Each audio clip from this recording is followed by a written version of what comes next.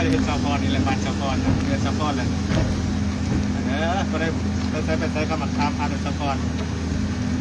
นี่แหละเรือซาฟอนบ้านซาฟอนเป็นซาฟอนกันสุดเดือดกันเลย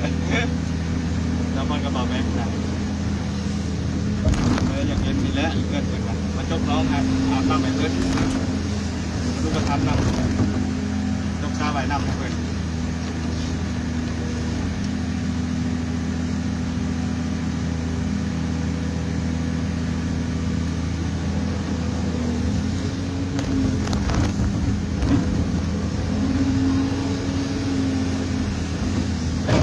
ตีกับเทปจบยากเลย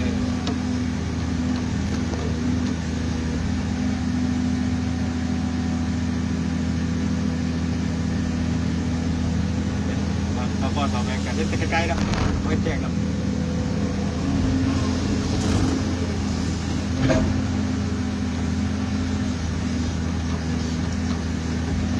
จบยากกันจบไอ้เพิ่นว่ายากแล้วก็จบได้เกิดซาบอนระบอกแรง